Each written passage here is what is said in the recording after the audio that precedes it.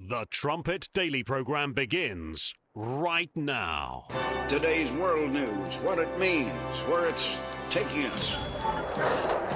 I bring you the one and only possible message of world peace. This is a message of hope, tremendous hope. And he said unto me, you must prophesy again.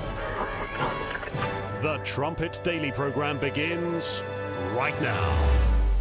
Italy's official news agency reporting that May 7th is the date the secret conclave to elect the next pope will begin.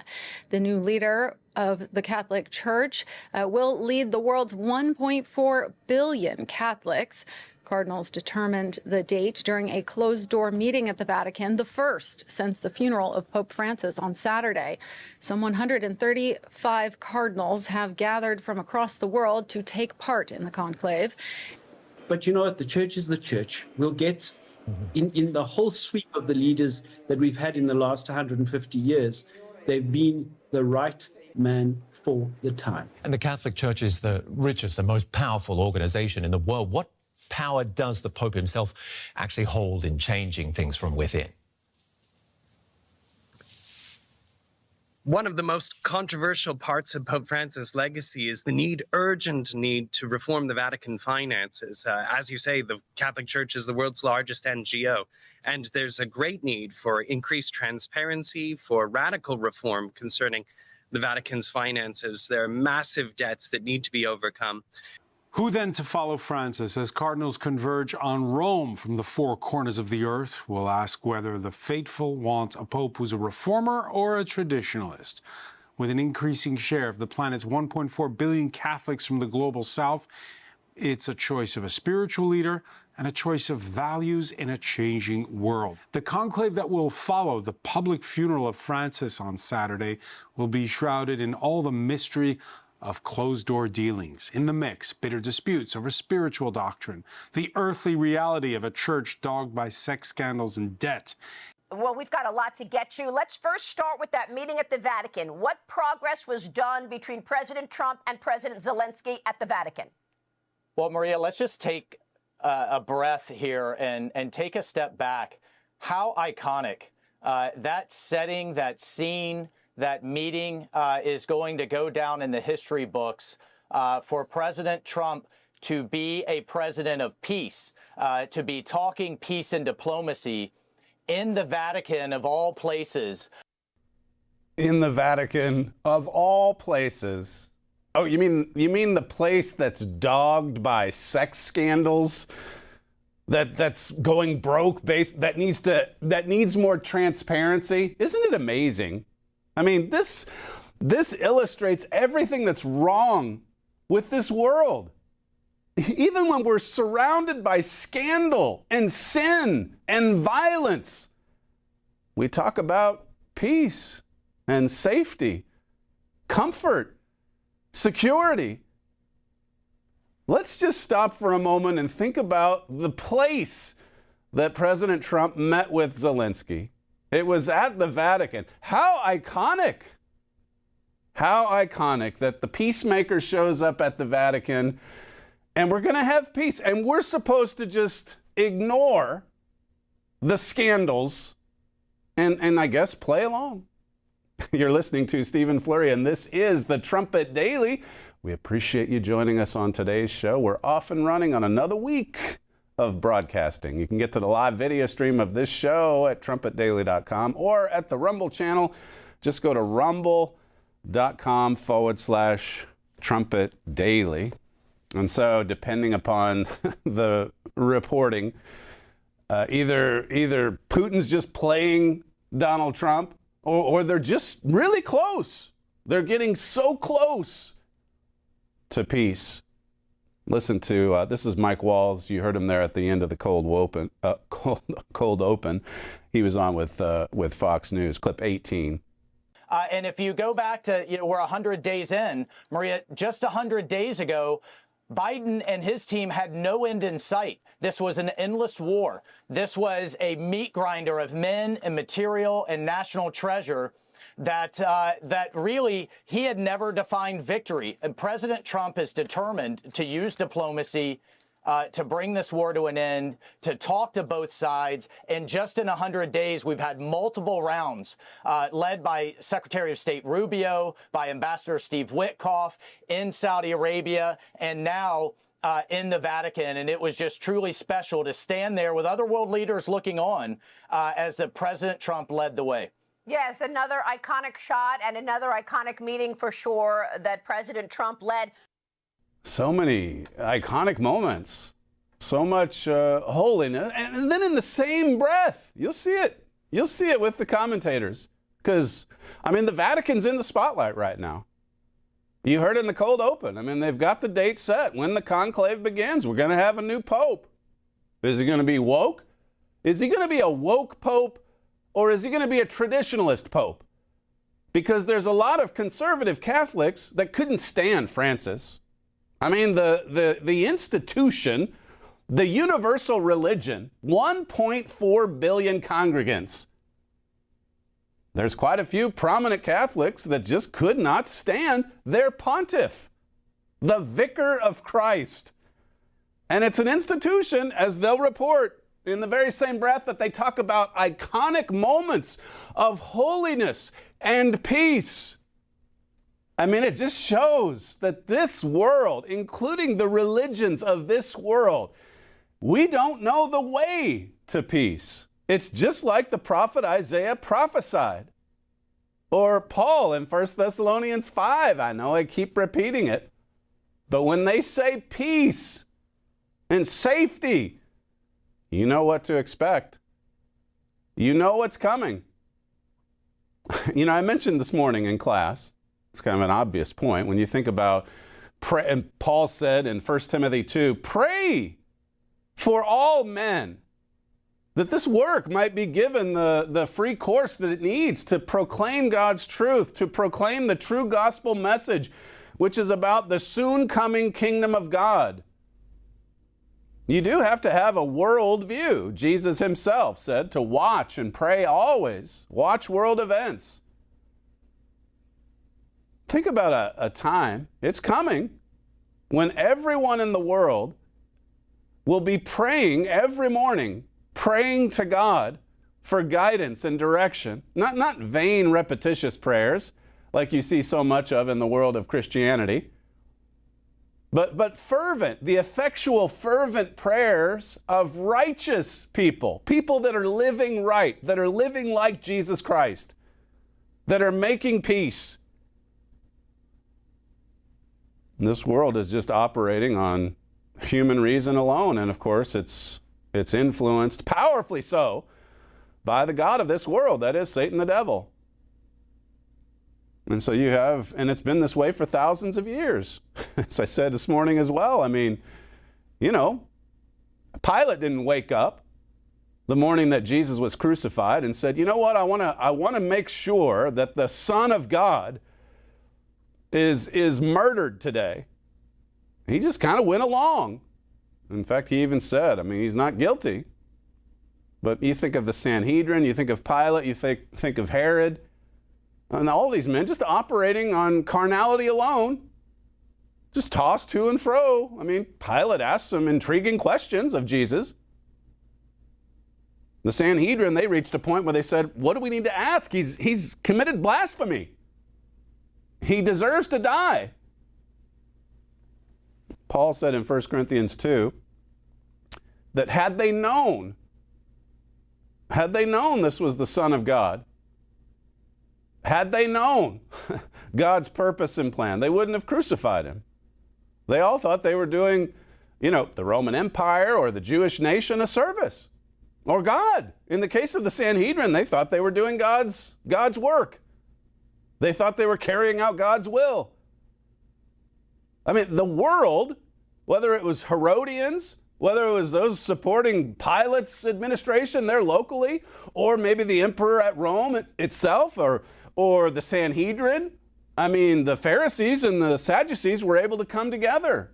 Same with Herod and Pilate.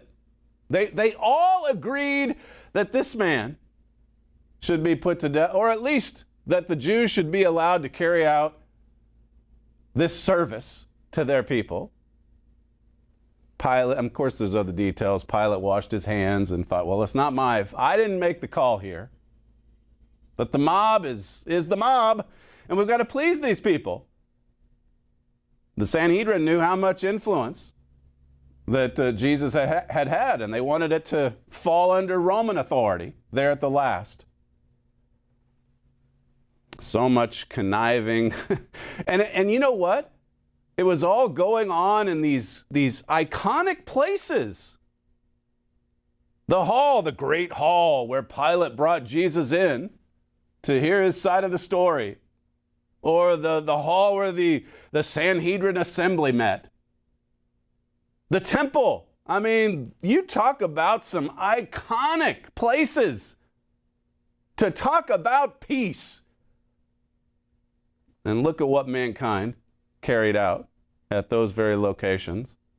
It happened, I mean, all of it happened in the city of Jerusalem. You know what Jerusalem means? The city of peace. What an iconic setting for Jesus to come into town, the last 6 days of his ministry, bringing the truth of God, bringing the true gospel. And how did the world react to it? How did the religious world react to it? I mean, there were some very, very religious people that wanted to murder Jesus Christ. It was a sore trial for the disciples to go through. That's why they all ran away. They fled. I mean, Judas got to the point of expressing some remorse over stabbing Jesus in the back. And then he went off and he hung himself. He obviously didn't repent. That was the world of 2,000 years ago. That was the way the world treated the Son of God, God coming in the flesh. All of these iconic places, buildings, all of these places where there had been so much history. I mean, here you listen to this Trump official in the cold open and you think, well, the Vatican, everything about that place and the history surrounding it, it's just about peace. Really? Look into history, but leave aside Bible prophecy for a moment. Just read up on the history. The Holy Roman Empire in prophecy. Is it holy? Well, not the way that God defines it.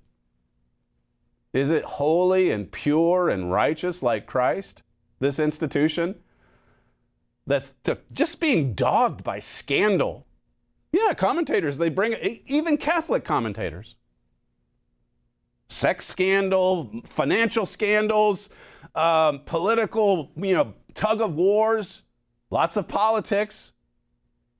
It's a very worldly organization, as I've been saying. Now, those of us in God's family, God's church, I mean, obviously, we're battling against sin every day of our lives as well. But if you look at the qualifications for an elder, 1 Timothy 3, Titus 1, I mean, Paul said, look, he was talking to two evangelists. He said, look, my life's about over. You're going to have to go out and train leaders. And these should be men, he said in 1 Timothy 3. And they should be men married to one wife. Family men. What? Really? Family men who rule their homes, their households well. They're doing a really good job. They love people. They love serving. They're coming into a church, a ministry that's not just being dogged by scandal everywhere that you go, but they're representatives of Jesus Christ. I mean, I'm just paraphrasing what's in the scriptures. You can read it for yourself, 1 Timothy 3. We need to do more of that, I think. Actually look at what the Bible says. So we're in the Vatican. Trump is there. The Pope's funeral's happening. He meets with Zelenskyy. There's hope.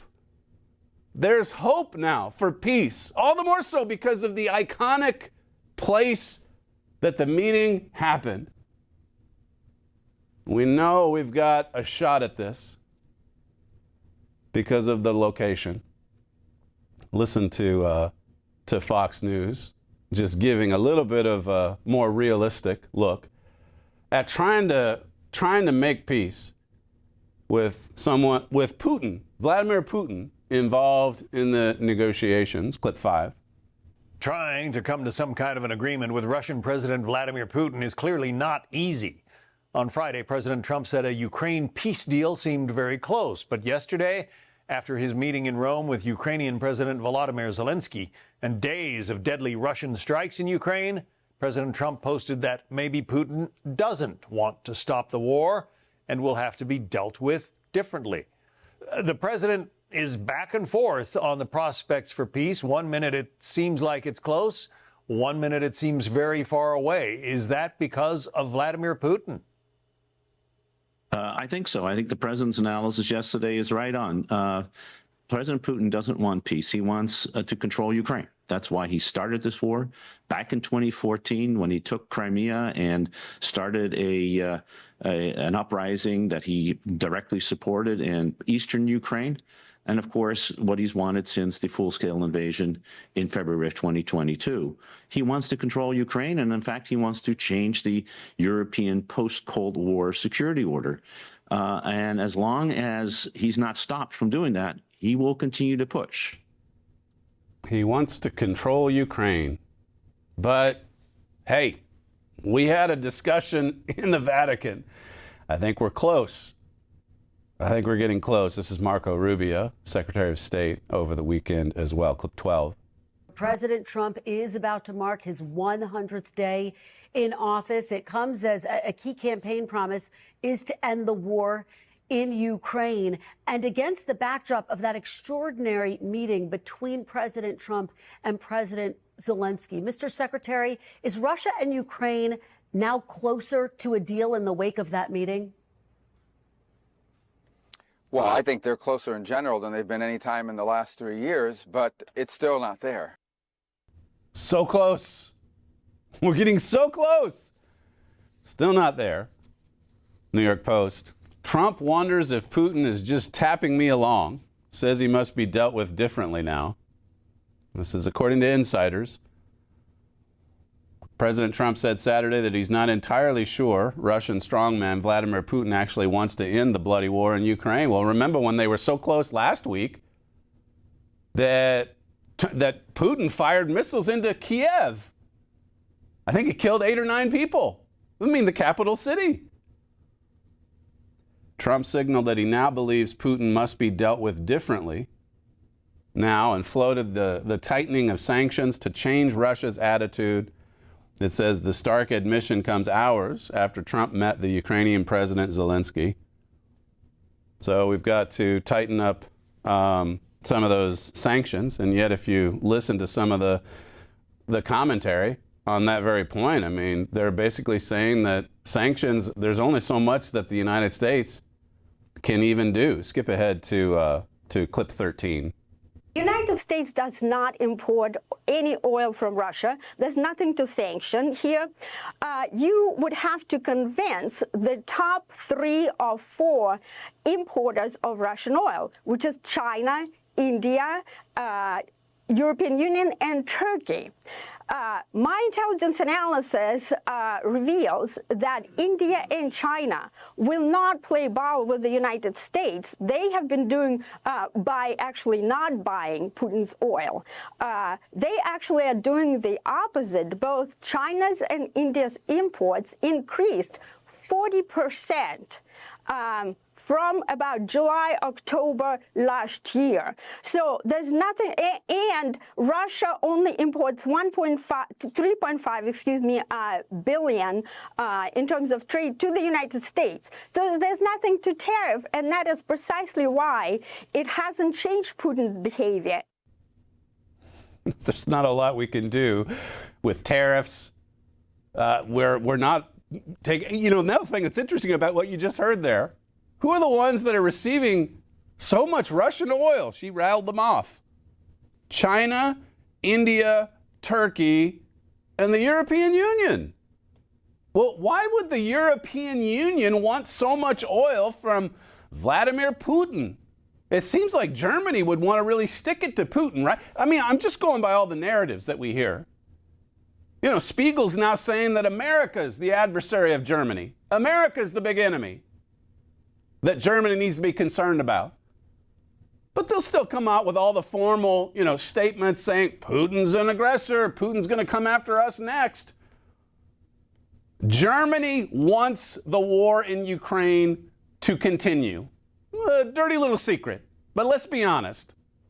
You can go back. Look, we've talked about it from the beginning with Nord Stream and all these other secret deals.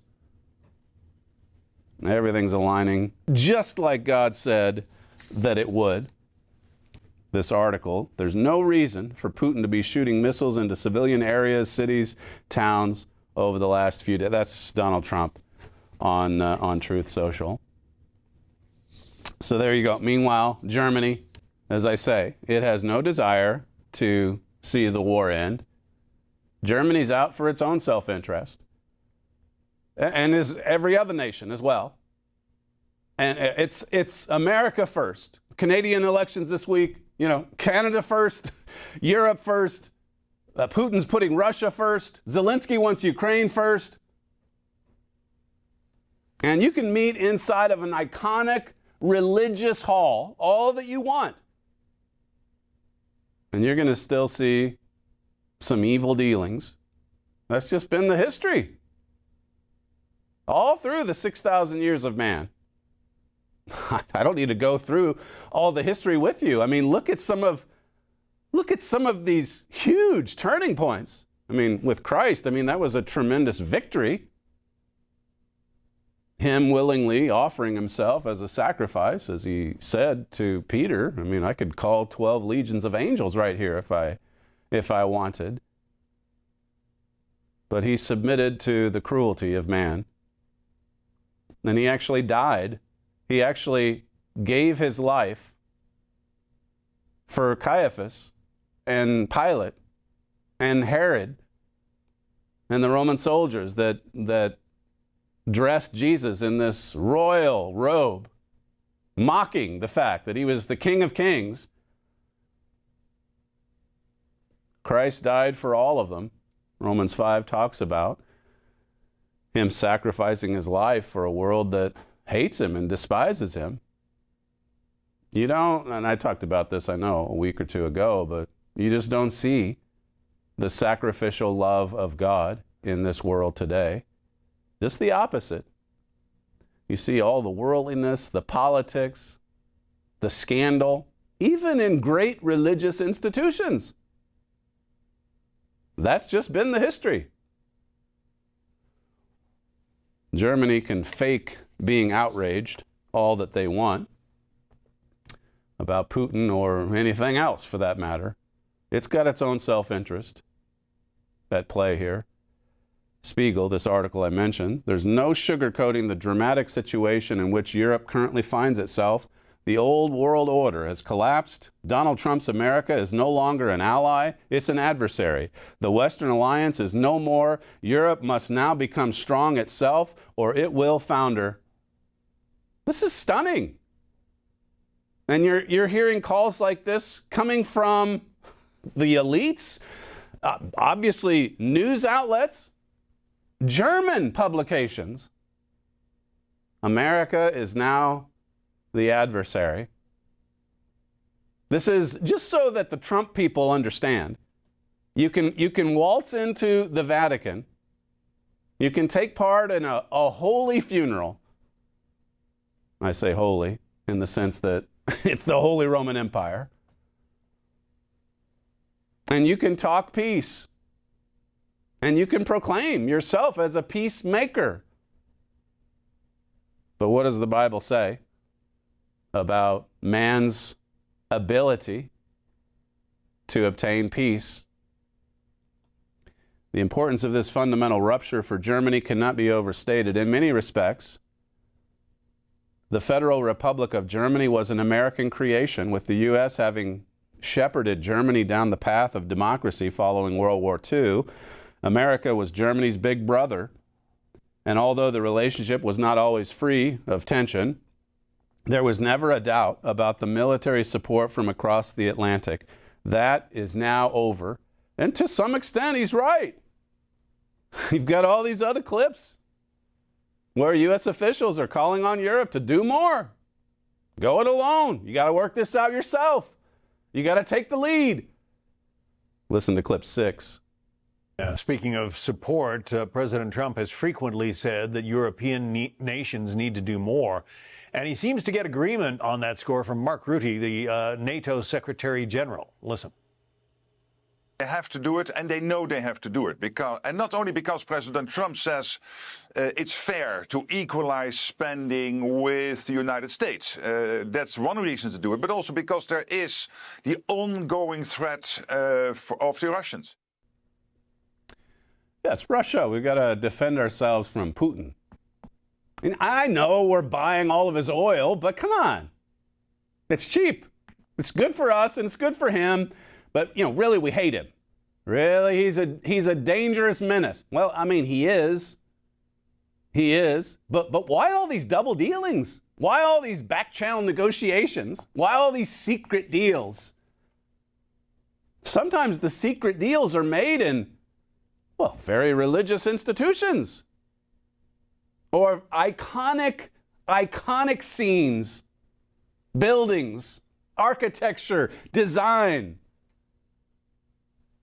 We put a lot of faith in human institutions and human diplomacy, and no faith in God.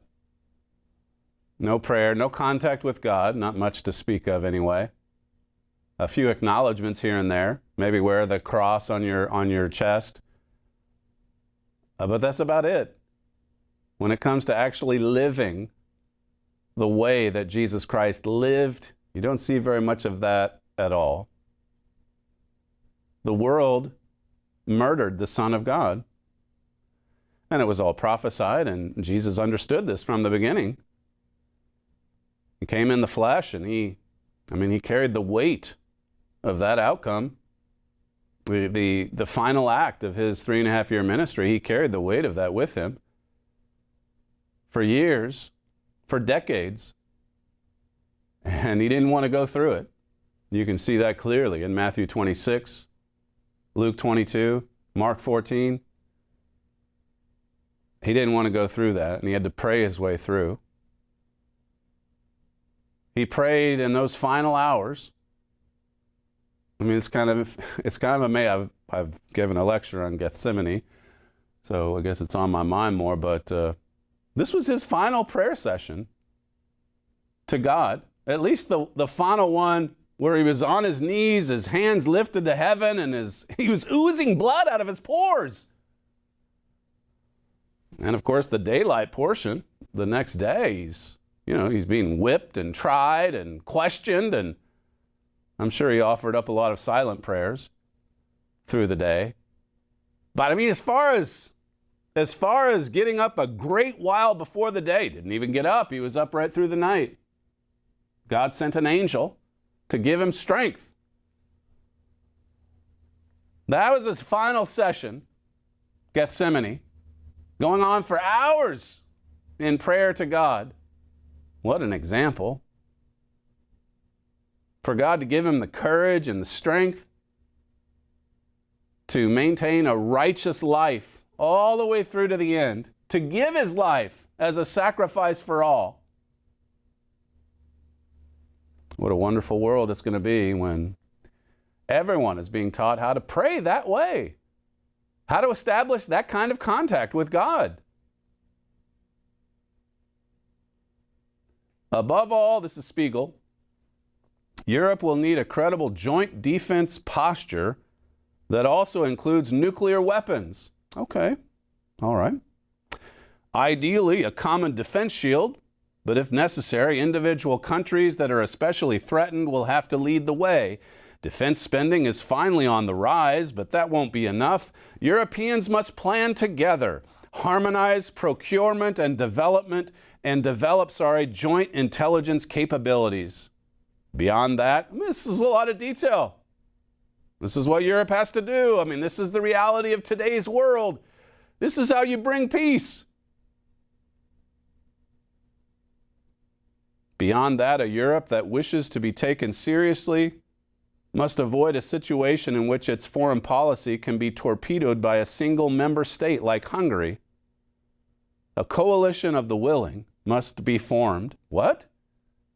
Now, there's already a European Union, right? 27, 28 nations, I think it is.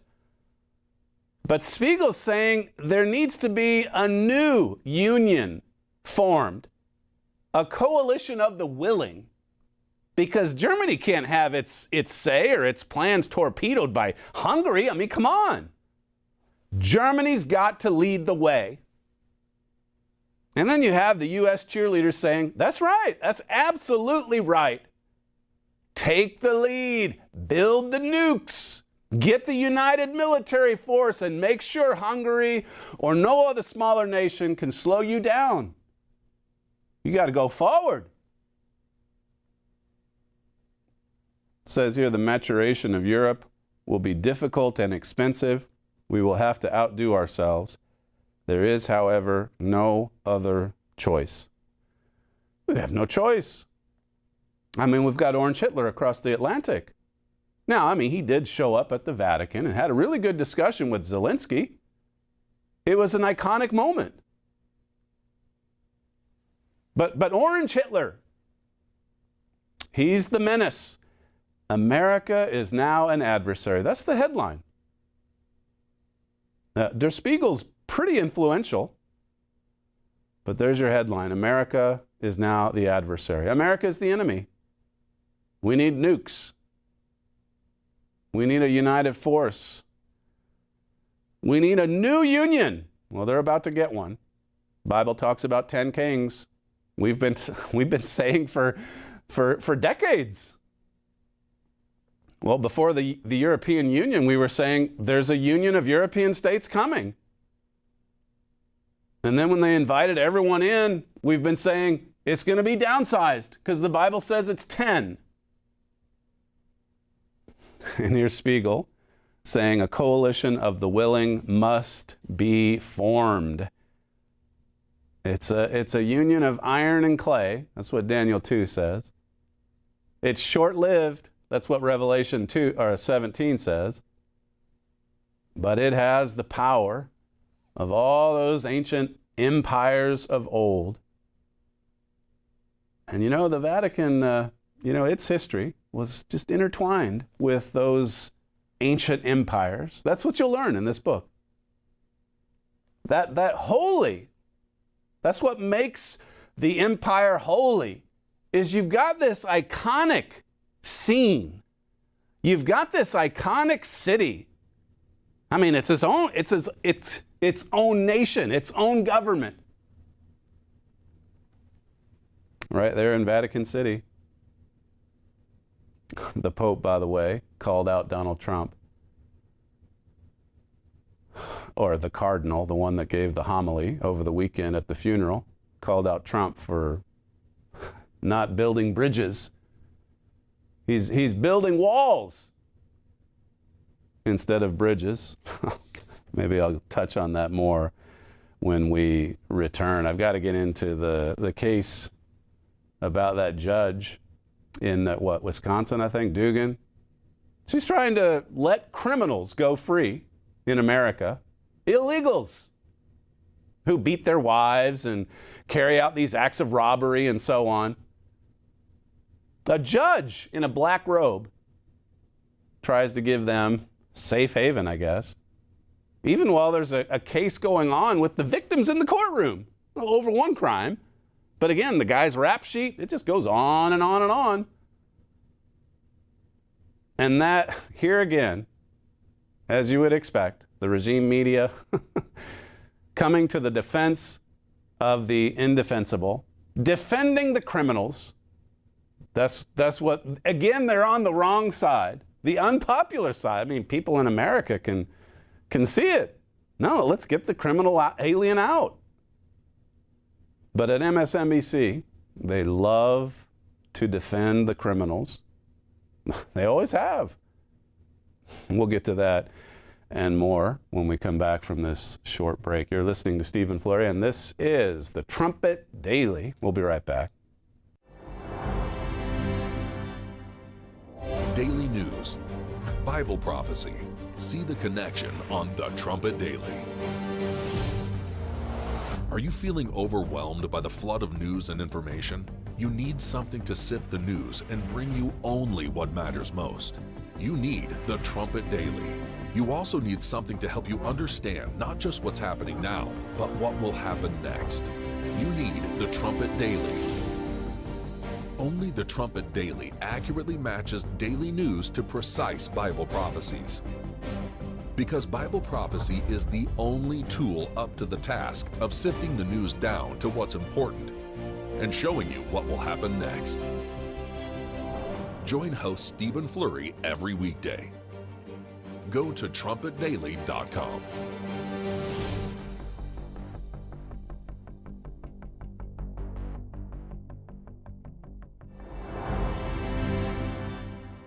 As far as the judges, look, we just arrested a judge, Pambani, for impeding ICE enforcement removals. I said from day one, you don't have to support ICE's operations. You can support sanctuary cities if that's what you desire to do. Sanctuary cities can stand aside and watch ICE keep their communities safe. Because any public official, whether you're mayor, city councilman, or governor, their number one responsibility is protection of communities. And ICE has been clear, we're targeting public safety threats and national security threats. I can't believe there's any elected official, and especially a judge, that doesn't believe we should be doing that, and they should be helping us. But ICE said from day one, you can sit aside and watch, you can argue against us all you want and protest all you want, but when you cross that line, and I've said this 1,000 times, when you cross that line to impediment, or knowingly harboring, concealing an illegal alien from ICE, you will be prosecuted, judge or not. And so here comes the DOJ, Trump's DOJ this time, prosecuting a judge, an activist, a Democrat donor in a black robe, who's hiding illegal, not just illegals, criminals, ones that have been deported before. And of course, they're screaming in protest. No, Trump now. I mean, this is a dramatic escalation. Listen to all of the droids as they read from the same script, the exact same script in some cases. This was, I forget who produced this online, but I saw it on social media, clip 17. We begin tonight with the escalation in the president's crackdown on illegal immigration. Today's dramatic escalation in the Trump administration's conflict with judges. The Trump administration signaling a major escalation in its deportation efforts. Today, an escalation in the Trump administration's battle with the judiciary. Tensions between local and federal authorities over President Trump's immigration crackdown escalated today. We began this hour with a major escalation of the Trump administration's crackdown on immigration. We begin with what appears to be a major escalation in the Trump administration's deportation efforts. And what is a major escalation in the battle here in D.C. over immigration and deportation. This feels like an insane and reckless escalation from the Trump administration arresting a judge. I will tell you, you are not alone. It's a dramatic escalation. More aggressive moves, more escalation. Trump's escalation of his migrant purge. This kind of escalatory action. This is a dramatic escalation. Escalation. Escalation. Escalation. Escalation. Escalation. We've seen an immigration, an escalation. Escalation, a dramatic one at that. Trump's DOJ actually going after a judge harboring illegal criminals. This is where we are. And of course, these people with a total lack of self-awareness. 2 seconds ago, they were saying, nobody's above the law. I mean, it's fine for you. It's fine for Merrick Garland to go after Trump. It's fine for Merrick Garland to raid his house. I mean, even the comparisons, Some in conservative media are comparing, well, you went after Trump, and now that it happens to be a Democrat judge, you're screaming about it. But the thing of it is, this Democrat judge was basically showing an illegal criminal alien the way out of the courtroom so that he couldn't be arrested by ICE agents.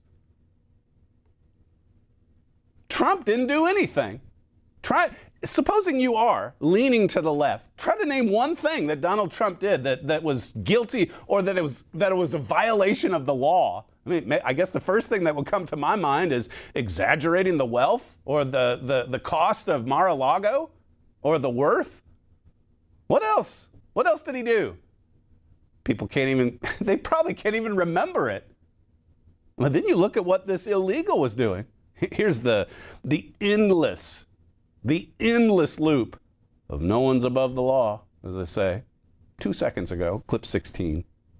The idea that no person is above the law is a bedrock principle of American justice. No man is above the law, no matter what the crime. And I agree with you. No man is above the law, and no person is above the law. No one is above the law. No one is above the law. No one's above the law. No one is above the law. No one's above the law, nor any other title puts you above the rule of law. And no one is truly above the law. That is what it means to have a rule of law. That is what it means to not have a king. They're not above the law. Nobody is above the law. Everyone will be treated, as Merrick Garland has said, as equally. Well, that no one is above the law, which is foundational. No one is above the law, even a former president. We have one set of laws in this country, and they apply to everyone. No one is above the law. The law is the law, and no one should be above it. And yes, nobody is above the law. No one is above the law. No one else is above the law, including a president. We can't have two justice systems in America. It has to be one justice system. And anybody who breaks the law should be held accountable. And that no one is above the law. No one is above the law, and our president is not above the law. We've been saying that Trump's not above the law, Hunter Biden's not above the law, no one is above the law. No one. No one is above the law. No one, including the president, is above the law. There cannot be different rules for different people in this country or in this state. And former presidents are no different. Because no one is above the law. There you go. They sound so righteous. I mean, almost religious. Upholders of law, right? Except when it's a Democrat activist hiding behind a judge's robe. This illegal alien came into the U.S. in 2013, came in illegally. They deported him. So this was over 12 years ago. He comes back, and the iconic scene for his trial happening in a serious courthouse in Wisconsin. He's on trial for beating his girlfriend. She's there in the court. The ICE agents had a warrant. They were waiting outside to arrest the guy as soon as the hearing was done with this activist judge. It says here, this is from the Washington Examiner. Here's what happened on April 18. They had the ICE officials, they had the arrest warrant for Flores Ruiz, that's his name. 6 agents, all dressed in plain clothes, went to the courthouse. They hit their first snag when they identified themselves as federal agents. So, they said, yeah, we're with ICE. Well, the hearing's going on right now. So they waited, but they had the arrest warrant. So, all these ridiculous details lied about on social media. They burst into the courtroom and caught the judge off guard or whatever. Didn't happen. They were outside waiting. It says here the agents then told the courtroom workers inside that what they intended to do after the hearing. Completely transparent. The courtroom deputy told the agents that he would notify the shift sergeant. When Flores Ruiz arrived, the ICE team watched him enter the courtroom. It was about that time that Dugan learned, that's the judge, Dugan learned of the ICE agent's presence. And she was absolutely enraged. Right, because you're supposed to let criminal activity go on from illegals, I guess, indefinitely. No end in sight. Dugan, visibly upset and displaying a confrontational, angry demeanor, ordered the ICE team to report to the chief judge's office.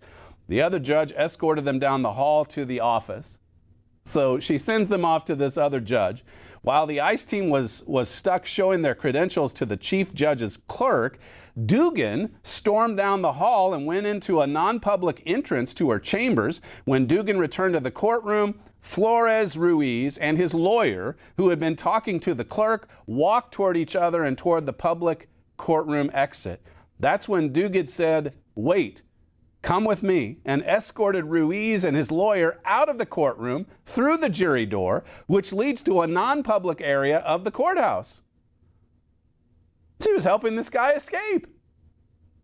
And the woman that he was beating, she's right there in court watching all this. After escorting Ruiz out the door, Dugan returned to the courtroom and conducted other hearings. She just carried, I've helped a criminal alien to escape, and she goes on about her day. This is the latest hero among Democrats.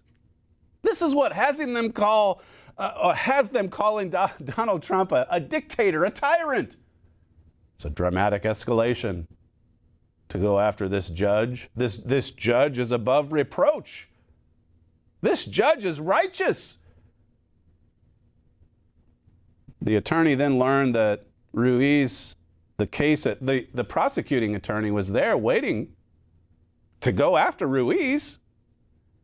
And then he's sitting there waiting and waiting and waiting. And then finally he learns that, no, they're gone. The judge, suspended that case.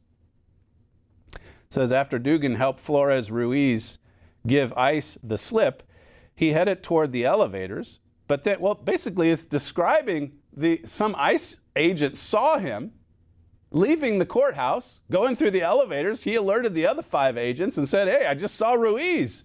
He's fleeing the scene." And then they had to chase after him outside the courthouse.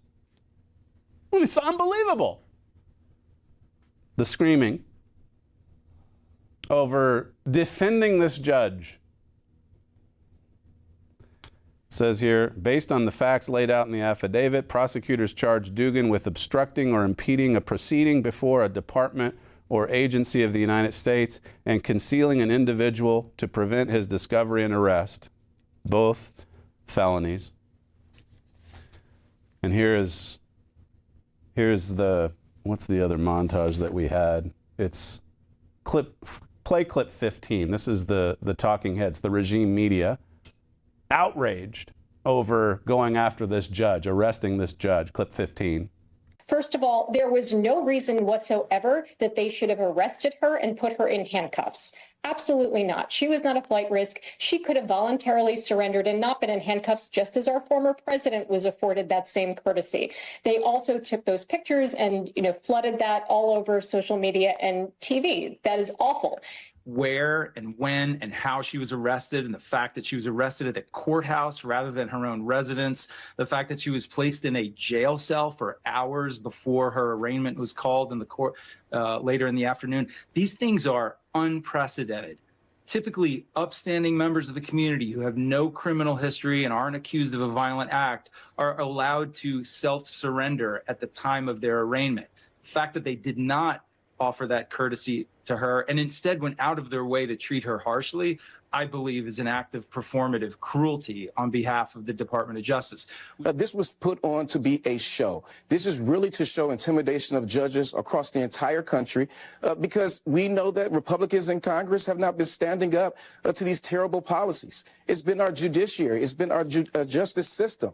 And so now they're under attack. Why would you possibly do this? And the answer is because we want to send a signal to the judiciary. Immigration advocates have been warning we are on the verge of a constitutional crisis. Has that crisis arrived, Senator? Yes, it has, unfortunately, because Trump wants to be king. Let's say she did escort this guy out the door. If federal enforcement agencies come to your courtroom and you help a guy escape, that as two things. One, it strikes me as maybe something illegal, but it also strikes me as something heroic. And in times of trouble, then people are sometimes called to do civil disobedience. And in my view, when people do civil disobedience, they have to pay the price. That's part of the heroism of it, frankly. And so you can both think that she shouldn't have legally done this, and that morally protecting somebody against, or maybe not even in this case, but in other cases, frankly, a predatory enforcement agency. So that was illegal, but you know, heroic. It was morally right, say the preachers. Some of the same talking heads, by the way, that were in the "no one's above the law" montage. Andy McCabe, of all people, saying that this was performative cruelty to arrest her at the courthouse. After all of these pre-dawn raids to arrest non-violent criminals, and you've got to put criminals in quotes, associated with January 6th, took a photo. Did we really need to see, and as far as performing in front of the cameras, how did CNN know about so many of those pre-dawn raids? Did we really need to see Roger Stone in his underwear? Is that the way that this works? Preaching like preachers, preaching like the Pope or the Cardinal at the Pope's funeral. Pope Francis incessantly raised his voice, imploring peace and calling for reason and honest negotiation to find possible solutions. Build bridges, not walls. That was from the homily on Saturday. Build bridges, not walls. That was an exhortation that he repeated, Francis, that is, many times. I mean, he was an outspoken critic, just like the regime media you heard there. An outspoken critic of Donald Trump. You've got to build bridges, not walls. Now, with respect to the Vatican, of course, you don't just need a fence or a small wall. You need a massive wall. That I believe is a massive wall. That's around the Vatican. There you go. Sam Googled this. Completed in 852, the 39-foot tall, 39 feet! The 39-foot tall wall enclosed what was inaugurated Leonine City, an area covering the current Vatican territory and Borgo district. The walls were continually expanded and modified until the reign of Pope Urban VIII. That was in the 1640s. So if my math is right, for about 800 years, they kept expanding. I don't know if there's any bridges. I don't know the lay of the land well enough.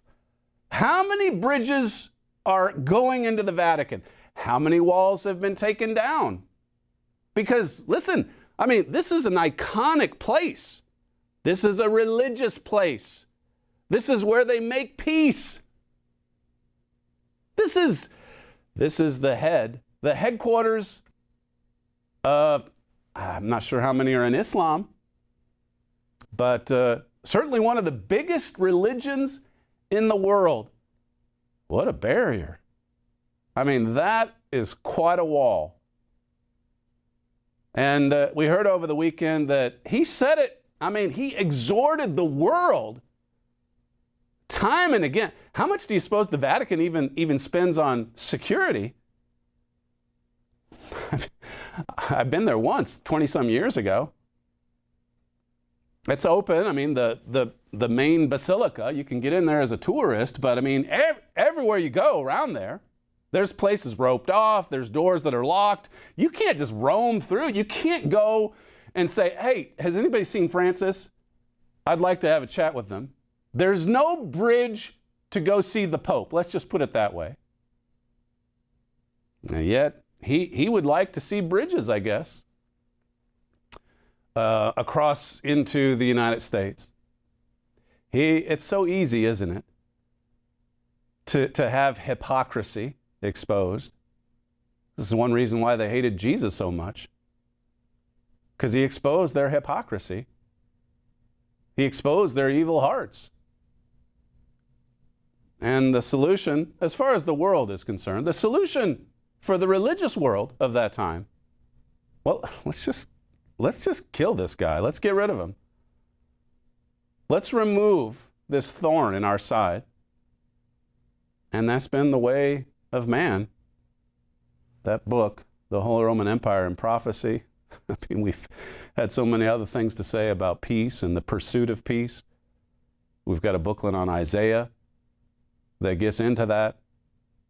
There's lots of literature that we could plug. There's also lots more material and clips that I could play, but I'm already a minute over, but we won't charge you for that extra time. You're listening to Stephen Flurry, and this is the Trumpet Daily. We thank you for joining us on today's show, and we'll see you again tomorrow.